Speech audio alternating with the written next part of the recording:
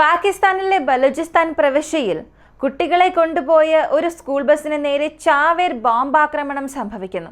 ഈ ബോംബിങ്ങിൽ 8-ലധികം പേർ മരിച്ചിരിക്കാമെന്ന വാർത്ത പുറത്തു വന്നു.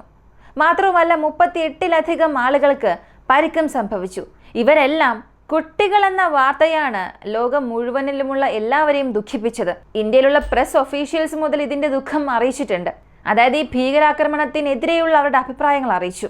ഇപ്പോൾ ബലൂചിസ്ഥാൻ പ്രവിശ്യയിൽ പലതരം തീവ്രവാദ പ്രവർത്തനങ്ങൾ ഉണ്ട് എന്ന് നമുക്ക് എല്ലാവർക്കും അറിയാം. അതിലുള്ള ഏതൊരു ഓർഗനൈസേഷനും ഈ ഒരു അറ്റാക്കിന്റെ ക്ലെയിം ഏറ്റെടുത്തില്ല. ഇപ്പൊ ഈ ആക്രമണം നടന്ന് അവസാനിച്ചതിനു ശേഷം പാകിസ്ഥാൻസിന്റെ മനസ്സിലെ ഒരു പ്രധാനപ്പെട്ട ചോദ്യം ഉയർന്നു വന്നിട്ടുണ്ട്. ഈ ചോദ്യം പാകിസ്ഥാൻ പ്രൈം മിനിസ്റ്റർ അല്ലെങ്കിൽ അവരുടെ സൈന്യം ഇവർക്ക് നേരെയാണ് പാകിസ്ഥാനിലെ ജനങ്ങൾ ചോദിച്ചത്.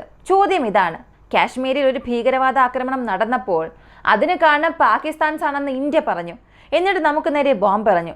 അതുപോലെ ബലൂചിസ്ഥാനിൽ നടന്ന ഭീകരാക്രമണ പ്രവർത്തനത്തിനും ഇന്ത്യക്കും ഒരു ബന്ധമുണ്ട് എന്നുള്ളത് നമ്മൾ ലോകത്തിന് തെളിയിക്കണം. ഇന്ത്യക്ക് എഗെയിൻസ്റ്റ് ആയ ഒരു മിലിറ്ററി സ്ട്രൈക്ക് നടത്തണം. ഇങ്ങനൊരു ചോദ്യമാണ് പാകിസ്ഥാൻ ഗവൺമെന്റിനോട് അവിടെയുള്ള ജനങ്ങൾ ചോദിക്കുന്നത്. ഇപ്പൊ ഇതിന് പാകിസ്ഥാൻ സർക്കാർ ഒഫീഷ്യലായി തന്നെ പറഞ്ഞത് ഈ ചാവേർ ബോംബാക്രമണം ബലൂചിസ്ഥാനിൽ നടത്തിയ ഈ ഭീകരവാദ ആക്രമണത്തിനും ഇന്ത്യക്കും ബന്ധമുണ്ട്. എന്തിന്? ഇന്ത്യയുടെ റായാണ് ഈ ഒരു ഭീകരാക്രമണത്തിന്റെ പദ്ധതിയും ഫണ്ടിങ്ങും നൽകിയത് എന്ന്. പാകിസ്ഥാൻ സൈന്യം ഇങ്ങനെ ഒരു അഭിപ്രായം പറഞ്ഞു എന്നത് മാത്രമല്ല, പാകിസ്ഥാൻ പ്രൈം മിനിസ്റ്റർ തന്നെ പറഞ്ഞത് ഈ ബോംബിംഗ് ഒരിക്കലും അംഗീകരിക്കാൻ കഴിയുന്നില്ല, കുഞ്ഞുങ്ങളെ കൊല്ലുന്നത് ഒരിക്കലും അംഗീകരിക്കാൻ കഴിയുന്നില്ല. അതേസമയം ഈ ബോംബിംഗ് ചെയ്തത് ഇന്ത്യ തന്നെയാണ് എന്നുള്ള ഒരു അഭിപ്രായവും പറഞ്ഞു. ഒരു കുറ്റം തന്നെ ചുമത്തി. ഇപ്പോൾ ഇതിന്റെ കൃത്യമായ തെളിവ് പോലും പാകിസ്ഥാൻ സൈന്യത്തിന് നൽകാൻ സാധിച്ചില്ല. അതായത് നമ്മൾ സിന്ധൂർ ഓപ്പറേഷൻ നടത്തുന്നതിന് മുൻപ് തന്നെ എല്ലാ ഫോറിൻ അഫയേഴ്സിലുള്ള ഒഫീഷ്യൽസിനെയും വിളിച്ചു വരുത്തി ഏതൊക്കെ തീവ്രവാദികൾ പാകിസ്ഥാനിലെ ഏതൊക്കെ ഏരിയയിലുണ്ട് എന്ന പൂർണ്ണമായ വിശദാംശം നൽകിയതിനു ശേഷം അതിൽ ആരൊക്കെയാണ് ഇന്റർനാഷണലി റെക്കഗ്നൈസ്ഡ് ടെററിസ്റ്റ് ഇവ ഉൾപ്പെടെ വെസ്റ്റേൺ മീഡിയാസിന് നമ്മൾ എല്ലാം കാണിച്ചു കൊടുത്തു. കൂടാതെ ഈ ഇന്റർനാഷണൽ റെക്കഗ്നൈസ്ഡ് തീവ്രവാദികൾക്ക് പുറകിൽ നിന്ന് സംസാരിക്കുന്നവരെല്ലാം പാകിസ്ഥാൻ സൈന്യമാണ് എന്നും നമ്മൾ ജനങ്ങൾക്ക് കാണിച്ചു കൊടുത്തു, അറിയിച്ചു കൊടുത്തു.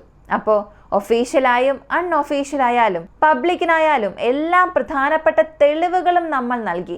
പാകിസ്ഥാൻ തീവ്രവാദികൾക്ക് സപ്പോർട്ട് കൊടുക്കുകയാണ്, അഭയം കൊടുക്കുകയാണ്. ഈ കാര്യങ്ങളെല്ലാം നമ്മൾ തുറന്നു തന്നെ കാണിച്ചു. അതിനുശേഷമാണ് ഓപ്പറേഷൻ സിന്ധൂർ തന്നെ ലോഞ്ച് ചെയ്തത്. ഇപ്പോൾ അതുപോലെ പാകിസ്ഥാൻ ഇന്ത്യക്ക് നേരെ ഇത്ര വലിയ അലിഗേഷൻസ് നടത്തുമ്പോൾ അവരുടെ പക്കൽ എന്ത് തെളിവുണ്ടെന്ന് നമ്മൾ ചോദിക്കുമ്പോൾ ഇപ്പോൾ വരെയും ഒരു സോളിഡ് എവിഡൻസ് പോലും ആ ഒരു രാജ്യത്തിൻ്റെ ജനങ്ങൾക്കോ അല്ലെങ്കിൽ ഇന്റർനാഷണൽ മീഡിയയ്ക്കോ അവർ നൽകിയിട്ടില്ല. നൽകാതെ വെറുതെ വായ്വഴുതാൻ ഇതൊക്കെ ചെയ്തത് ഇന്ത്യയാണെന്നും പറയുന്നുണ്ട്. ശരി, ഇതൊരു വശത്ത് വയ്ക്കാം. ഇപ്പോൾ ഇന്ത്യ ചെയ്ത ഈ ഒരു എയർ സ്ട്രൈക്ക് പോലെ തന്നെ പാകിസ്ഥാൻ ഏകദേശം ഒരു 40 മണിക്കൂറിൽ ഒരു എയർ സ്ട്രൈക്ക്, ഒരു മിലിറ്ററി ഓപ്പറേഷനോ തിരികെ ചെയ്യുമെന്നൊക്കെ പ്രതീക്ഷിക്കുകയാണ്. പാകിസ്ഥാൻ ജനങ്ങൾ പ്രതീക്ഷിക്കുകയാണ്.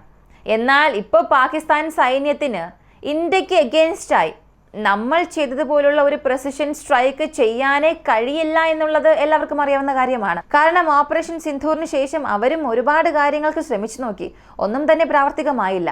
അങ്ങനെയുള്ളപ്പോൾ പുതുതായി ഇല്ലാത്ത ഒരു കാര്യത്തിന് വേണ്ടി, സംഭവിക്കാത്ത ഒരു കാര്യത്തിന് വേണ്ടി ഇന്ത്യക്കെതിരെയുള്ള സ്ട്രൈക്ക് ചെയ്യുമോ എന്നുള്ളത് ഒരു വലിയ ചോദ്യം തന്നെയാണ്. അത്രത്തോളം ക്യാപ്പബിലിറ്റി അവർക്കില്ല എന്നുള്ളത് ലോകത്തിലെ എല്ലാവർക്കും അറിയാവുന്ന മനസ്സിലായ ഒരു കാര്യമാണ്. ഇപ്പോൾ ഈ മിലിറ്ററി ക്യാപ്പബിലിറ്റി എന്നതിനപ്പുറം വെറുതെ ഒരു പേരിന് വേണ്ടി അവർക്കിത് ചെയ്യാം. അതായത് ഇന്ത്യക്കെതിരെ ഞങ്ങളൊരു മിസൈൽ ലോഞ്ച് ചെയ്തു, ഇവിടെ സംഭവിച്ച തീവ്രവാദ ആക്രമണത്തിനെതിരെ ഞങ്ങൾ ഇന്ത്യയിലൊരു അറ്റാക്ക് നടത്തി എന്ന് അവിടെയുള്ള ജനങ്ങളെ വിശ്വസിപ്പിക്കാൻ വേണ്ടി വേണമെങ്കിൽ ഇങ്ങനെ ഒരു കൗണ്ടർ ചെയ്യാം. അതായത് ഇന്ത്യയിൽ സ്ട്രൈക്ക് ചെയ്യാതെ തന്നെ ഞങ്ങളെല്ലാം നശിപ്പിച്ചു എന്നൊക്കെയാണ് പറഞ്ഞുകൊണ്ടിരിക്കുന്നത്. അങ്ങനെ ഏതെങ്കിലും ഒരു സ്ട്രൈക്ക് ഇന്ത്യക്കെതിരെ ഇപ്പോൾ ഇവർക്ക് പദ്ധതിയിടാൻ കഴിയുമോ? അൺസക്സസ്ഫുള്ളായ ഒരു ഫെയിൽഡ് സ്ട്രൈക്ക് ചെയ്യാൻ കഴിയുമോ എന്ന് ചോദിച്ചാൽ അവിടെയാണ് IMF കടന്നു വരുന്നത്. എല്ലാവർക്കും അറിയാം, ഈ ഓപ്പറേഷൻ സിന്ധൂർ നടന്ന് അവസാനിച്ചു. പാകിസ്ഥാനും ഇന്ത്യക്കും ഒരു യുദ്ധം വരുന്ന സാഹചര്യം ഉണ്ടായിരുന്നപ്പോൾ IMF ഏകദേശം 8000 കോടി ധനസഹായം പാകിസ്ഥാന് റിലീസ് ചെയ്തു. ഈ IMF ഫണ്ടിങ് എന്നത് ഫോളോ ഓൺ റിക്വസ്റ്റ് ആണ്. അതായത് $7 ബില്യൺ പേലോഡ് പാക്കേജായി പാകിസ്ഥാന് സാങ്ഷൻ ആയിട്ടുണ്ട്. ഈ 7 ബില്യണിൽ വെറും 2.1 ബില്യൺ പാകിസ്ഥാന് നൽകിയിട്ടുണ്ട്. അതിൽ 1 ബില്യണാണ് സംഘർഷം സംഭവിച്ചുകൊണ്ടിരിക്കുന്ന സമയത്ത് IMF റിലീസ് ചെയ്തത്. ആ സമയത്ത് IMF റിലീസ് ചെയ്തപ്പോൾ IMFിനെതിരെ ഒരു വലിയ വിവാദം തന്നെ പൊട്ടിപ്പുറപ്പെട്ടു. അതായത് ഈ പാകിസ്ഥാൻ പബ്ലിക്കായി തന്നെ തീവ്രവാദികളെ സപ്പോർട്ട് ചെയ്യുമ്പോൾ IMFന്റെ ഈ ഒരു ഫണ്ട് എന്നത് പാകിസ്ഥാൻ ജനങ്ങളിലേക്ക് പോകുന്നതിന് പകരം, പാകിസ്ഥാന്റെ ഈ ഡെവലപ്മെന്റിലേക്ക് പോകുന്നതിന് പകരം പാകിസ്ഥാനിലെ തീവ്രവാദികളിലേക്കാണ് പോകുന്നത്. ഇതാണ് ഇന്ത്യയുടെ ഭാഗത്ത് നിന്ന് വെച്ച ഒരു ആശങ്ക. അപ്പോൾ IMF ആ സമയം ചെയ്തത്, ഇതിനകം ഒരു സെറ്റ് ഓഫ് കണ്ടീഷൻസ് പാകിസ്ഥാൻ സർക്കാർ നൽകിയിരുന്നു. ഈ ഫണ്ടിങ് ആർക്കൊക്കെ നൽകണം, എവിടേക്ക് പോകണം, എന്തിനു വേണ്ടി ചിലവഴിക്കണം, ഇങ്ങനെയുള്ള പല വ്യവസ്ഥകളും വിശദാംശങ്ങളും നൽകി. ഇങ്ങനെ കൊടുത്താലും കുറച്ച് കഴിഞ്ഞ് IMFന് ഈ ഫണ്ട് പാകിസ്ഥാൻ തിരികെ കൊടുക്കണം. അപ്പോൾ അങ്ങനെ തിരികെ നൽകണം എന്നുണ്ടെങ്കിൽ എത്ര നികുതി അടയ്ക്കണം, എത്ര പെർസെൻറ്റേജിൽ അഗ്രികൾച്ചറൽ ടാക്സ് ഉണ്ടാകണം, ഏത് കമ്പനിക്ക് എത്ര ടാക്സ് കൊടുക്കണം, സ്വകാര്യ കമ്പനികൾ എത്രത്തോളം നിങ്ങൾ പോളിസീസ് വഴി ലിബറലൈസ് ചെയ്യണം, ഇങ്ങനെയുള്ള എല്ലാ ഡീറ്റെയിൽസും റൂൾസും IMF നൽകും. വെറുതെ ഒന്നും പണം അങ്ങനെ എടുത്തു കൊടുക്കില്ല. പണം കൊടുത്തതിന് ശേഷം ആ പണം ആ രാജ്യത്തെ കൊണ്ട് തിരികെ നൽകാൻ കഴിയുമോ ഇല്ലയോ, നൽകുമ്പോൾ എങ്ങനെയുള്ള റെഗുലേഷൻസ് ഫോളോ ചെയ്യണം, ഇങ്ങനെയുള്ള ഒരുപാട് കാര്യങ്ങളും വ്യവസ്ഥകളും പറഞ്ഞിട്ടാണ് പണം കൊടുക്കുക. അങ്ങനെ പാകിസ്ഥാൻസിന് ഏകദേശം 50 കണ്ടീഷൻസ് നൽകിയിരുന്നു ഈ ഫണ്ട് റിലീസാകുന്നതിന് മുൻപ് തന്നെ. ഇന്ത്യ നമ്മുടെ ഭാഗത്തു നിന്ന് നമ്മളൊരു ആശങ്ക അറിയിച്ചു. പാകിസ്ഥാൻ തീവ്രവാദികൾക്ക് അഭയം നൽകുന്നുവെന്നൊക്കെ നമ്മൾ പറഞ്ഞപ്പോൾ IMF അവിടെ ചെയ്തത് എക്സ്ട്രാ ഒരു 11 വ്യവസ്ഥകൾ കൂടെ ആഡ് ചെയ്യുന്നു. അതായത് ഇതിനകം ഉണ്ടായിരുന്ന 50 കണ്ടീഷൻസിൽ ഇപ്പോഴും 11 കൂടെ ആഡ് ചെയ്തു. ഇതിൽ ഏറ്റവും പ്രധാനമായി അവർ പറയുന്നത്, പാകിസ്ഥാൻ ഞങ്ങൾ പറഞ്ഞ എല്ലാ കണ്ടീഷൻസും വ്യവസ്ഥകളും പാലിച്ചിട്ടുണ്ട്, അതുകൊണ്ടാണ് ഞങ്ങൾ ഈ ഫണ്ട് പുറത്തിറക്കുന്നത് എന്ന്. രണ്ടാമത്തേത്, ഒരു സിംഗിൾ ഡീവിയേഷൻ പോലും ഈ കണ്ടീഷനിൽ ഞങ്ങൾക്ക് കാണാൻ കഴിയരുത്. അങ്ങനെ ഒരു വ്യതിയാനം സംഭവിച്ചാൽ പോലും ബാക്കി റിലീസ് ചെയ്യേണ്ട ഫണ്ടെല്ലാം ഞങ്ങൾ റദ്ദാക്കും, ഫ്രീസ് ചെയ്യുമെന്നും പറഞ്ഞു. കൂടാതെ പാകിസ്ഥാൻ സർക്കാരിൻ്റെ ചിലവിന് വേണ്ടി ഞങ്ങൾ ഈ ഫണ്ട് നൽകുന്നില്ല. ഇപ്പോഴത്തേക്ക് ഞങ്ങൾ ഈ ഫണ്ട് പുറത്തിറക്കിയതിൻ്റെ കാരണം പണപ്പെരുപ്പം റേറ്റ് ഒന്ന് അറസ്റ്റ് ചെയ്ത് വയ്ക്കുക.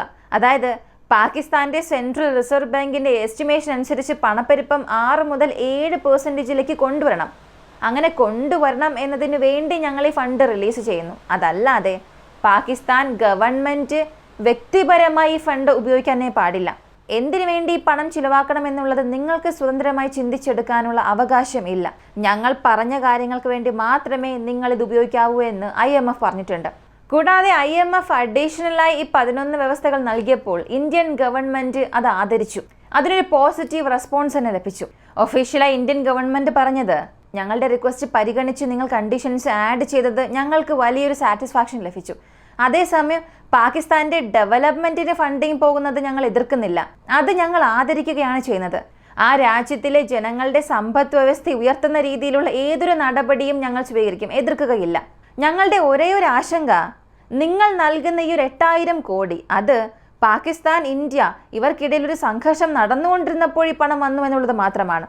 ഇതാണ് ഇന്ത്യൻ ഗവൺമെന്റിന്റെ ഭാഗത്തു നിന്നും പറഞ്ഞത്. ഇപ്പോൾ പാകിസ്ഥാൻ ഇത്രയേറെ കണ്ടീഷൻസിനിടയിലാണ് IMF ലോൺ തന്നെ വാങ്ങുന്നത്. IMFനെ സംബന്ധിച്ച് $2.3 ബില്യൺ ഇന്ന് വരെയും സാങ്ഷൻ ആയിട്ടുള്ളത്. ബാലൻസ് എമൗണ്ട് ഇപ്പോഴും പാകിസ്ഥാൻ നൽകിയിട്ടില്ല. ബാലൻസ് എമൗണ്ട് വാങ്ങണമെന്നുണ്ടെങ്കിൽ ഈ ഒരു വർഷം അടുത്ത 6 മാസത്തിന് ശേഷം വീണ്ടും ഒരു റിവ്യൂ നടക്കും. ആ റിവ്യൂവിൽ പാകിസ്ഥാൻസിന് ഇതുവരെ നൽകിയ നിർദ്ദേശങ്ങളെല്ലാം അവർ ഫോളോ ചെയ്തിട്ടുണ്ടോ, വ്യവസ്ഥകളെല്ലാം പാലിച്ചിട്ടുണ്ടോ, ഇതെല്ലാം പരിശോധിച്ചതിന് ശേഷം മാത്രമേ അടുത്ത ഇൻസ്റ്റാൾമെൻറ്റ് പോവുകയുള്ളൂ. അപ്പോൾ പാകിസ്ഥാൻ ഇനി അവരുടെ രാജ്യത്തിലെ ജനങ്ങളെ സാറ്റിസ്ഫൈ ചെയ്യണമെന്നതിന് വേണ്ടി ഇന്ത്യക്കെതിരെ ഒരു ഫെയിൽഡ് അറ്റംപ്റ്റ് നടത്തിയാൽ എന്ത് സംഭവിക്കുമെന്നുള്ളത് അവർക്ക് തന്നെ അറിയാം. അതായത് IMFന്റെ ഈ പേലോഡ് പാക്കേജ് ക്യാൻസൽ ആകും. ഇത് ഞാൻ പറഞ്ഞതല്ല, IMFന്റെ ഒഫീഷ്യൽസ് തന്നെ പറഞ്ഞതാണ്. പാകിസ്ഥാൻ ഇനി ആവശ്യമില്ലാത്ത മിലിറ്ററി ആക്ഷൻസോ ടെററിസത്തിന് സപ്പോർട്ട് ചെയ്യുന്ന രീതിയിലോ ഇറങ്ങുകയാണെങ്കിൽ ഈ പൂർണ്ണ എയ്ഡ് പാക്കേജും ക്യാൻസൽ ചെയ്യും എന്നാണ് IMF പറഞ്ഞിരിക്കുന്നത്. ഈ എയ്ഡ് പാക്കേജ് ക്യാൻസൽ ആകുന്നതിനും അപ്പുറം പാകിസ്ഥാൻ ടെററിസം ഇവരുമായുള്ള ഒരു ലിങ്ക് വീണ്ടും പ്രൂവ് ചെയ്യുകയാണെങ്കിൽ, സോൾഡായി പ്രൂവ് ആവുകയാണെങ്കിൽ ഇവർ വീണ്ടും ഗ്രേ ലിസ്റ്റിലേക്ക് തള്ളപ്പെടും. അപ്പോൾ IMFന്റെ പക്കൽ നിന്നും പോകുന്ന ഈ ഒരു ഫണ്ട് ക്യാൻസൽ ആവുക എന്നത് മാത്രമല്ല, ഭാവിയിൽ ഏതൊരു ഫണ്ടും ആ രാജ്യത്തിലെ സർക്കാരിനെ കൊണ്ട് ഏതൊരു ബാങ്കിൻ്റെ പക്കൽ നിന്ന് വാങ്ങാനും സാധിക്കില്ല. ഇങ്ങനെ ഒരു സാഹചര്യത്തിലേക്ക് ആ രാജ്യത്തിലെ ഗവൺമെൻറ് സർക്കാർ തള്ളപ്പെടും. അങ്ങനെ പോകാൻ പാടില്ല എന്നുണ്ടെങ്കിൽ അവർ വെറുതെ ഇരിക്കുകയാണ് വേണ്ടത്. ഇന്ത്യക്കെതിരെ ഏതൊരു മിലിറ്ററി ആക്ഷൻസും അവർ ചെയ്യാൻ പാടില്ല, ചെയ്യാനും സാധിക്കില്ല. ഇനി എല്ലാവർക്കും അറിയാവുന്ന ഒരു കാര്യമാണ് ഷാഡോ വാർ. തീവ്രവാദികൾക്ക് സപ്പോർട്ട് കൊടുത്ത് ഇന്ത്യക്കെതിരെയുള്ള ആക്രമണങ്ങൾ അവരെ വെച്ച് ചെയ്യിപ്പിക്കും, ഒരു ഷാഡോ വാർ. എന്നാൽ ആ തീവ്രവാദികൾക്ക് ഇവർ സപ്പോർട്ട് നൽകി അത് പിടിക്കപ്പെടുകയാണെങ്കിൽ അതും പ്രശ്നമാകും, വലിയൊരു പ്രശ്നമായി മാറും. അപ്പോൾ പാകിസ്ഥാൻസിൻ്റെ ഇപ്പോഴുള്ള അവസ്ഥ നോക്കുകയാണെങ്കിൽ ഒരു വശത്ത് ആ രാജ്യത്തിൻ്റെ മിലിറ്ററിയെ കൊണ്ട് ഇന്ത്യക്കെതിരെ സ്ട്രൈക്ക് നടത്താൻ കഴിയില്ല, ക്യാപ്പബിലിറ്റി ഇല്ല. മറുവശത്ത് ഒരു ഫെയിൽഡ് സ്ട്രൈക്ക് ചെയ്യണമെന്ന് ചിന്തിച്ചാലും ആ രാജ്യത്തിലെ സാമ്പത്തിക വ്യവസ്ഥ പൂർണ്ണമായും തകരും, IMF ഫണ്ടിങ് ലഭിക്കില്ല. അപ്പോൾ രണ്ട് വശവും വലിയൊരു നഷ്ടം ഏറ്റുവാങ്ങിയിട്ടാണ് ഇപ്പോൾ പാകിസ്ഥാൻ ഗവൺമെൻറ് മുന്നോട്ട് പോകുന്നത്. ഇതൊന്നും തന്നെ അറിയാതെയാണ് പാകിസ്ഥാൻ ജനങ്ങൾ ഇപ്പോൾ ട്വിറ്ററിൽ ഇങ്ങനെ പല കാര്യങ്ങളും ഇന്ത്യക്കെതിരെ പറഞ്ഞുകൊണ്ടിരിക്കുന്നത്. ഇതിലൂടെ നമ്മൾ അറിയേണ്ട ഒരു കാര്യം, ഒരു രാജ്യത്തിൻ്റെ സമ്പദ് വ്യവസ്ഥ എന്നത് വളരെ വളരെ പ്രധാനപ്പെട്ടൊരു കാര്യമാണ്. ആ സമ്പദ് വ്യവസ്ഥയിൽ ഒരു പ്രശ്നം വരുന്നു, മറ്റ് രാജ്യത്തിൻ്റെ പക്കൽ നിന്നും കടം വാങ്ങി മാത്രമേ സ്വന്തം രാജ്യത്തിൻ്റെ അടിസ്ഥാന കാര്യങ്ങൾ നിറവേറ്റാൻ കഴിയൂ എന്ന് വരുമ്പോൾ ആ രാജ്യത്തിലെ സൈന്യം ചെയ്യേണ്ടത് ആരാണോ അവർക്ക് കടം കൊടുക്കുന്നത് അവർ പറയുന്നത് കേട്ട് ജീവിക്കുക. അത് പാകിസ്ഥാൻ്റെ ഈ കാര്യത്തിലൂടെ തന്നെ നമുക്ക് മനസ്സിലാക്കാനും സാധിക്കും. ഈ ഒരു വീഡിയോയെക്കുറിച്ചുള്ള നിങ്ങളുടെ അഭിപ്രായം എന്താണെന്നുള്ളത് കമൻറ്റിൽ പറയുക.